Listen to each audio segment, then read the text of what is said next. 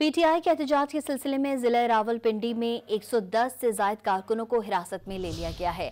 Police जराये के मुताबिक हिरासत में लेने के बाद कारकुनों को मुख्तलिफ थानों में रखा गया, जबकि दीगर सरगर्म कारकुनों की गिरफ्तारी के लिए छापे मारे जा रहे हैं। इसी सिलसिले में लिस्टें पुलिस को फराहम कर दी गई हैं। जिला इंतजामिया ने जिला भर में दफा 144 भी नाफिज कर रखी। पीटीआई के एहतजाज के सिलसिले में जिला रावलपिंडी में 110 से ज्यादा कारकुनों को हिरासत में ले लिया गया है।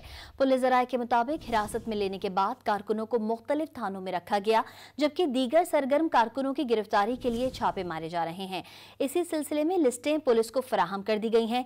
जिला इंतजामिया ने जिला भर में दफा 144 भी नाफिज कर रखी है। पीटीआई के एहतजाज के सिलसिले में जिला रावलपिंडी में 110 से ज्यादा कारकुनों को हिरासत में ले लिया गया है। पुलिस जराये के मुताबिक हिरासत में लेने के बाद कारकुनों को मुख्तलिफ थानों में रखा गया, जबकि दीगर सरगर्म कारकुनों की गिरफ्तारी के लिए छापे मारे जा रहे हैं। इसी सिलसिले में लिस्टें पुलिस को फराहम कर दी गई हैं। जिला इंतजामिया ने जिला भर में दफा 144 भी नाफिज कर रखी। पीटीआई के एहतजाज के सिलसिले में जिला रावलपिंडी में 110 से ज्यादा कारकुनों को हिरासत में ले लिया गया है। पुलिस जराये के मुताबिक हिरासत में लेने के बाद कारकुनों को मुख्तलिफ थानों में रखा गया, जबकि दीगर सरगर्म कारकुनों की गिरफ्तारी के लिए छापे मारे जा रहे हैं।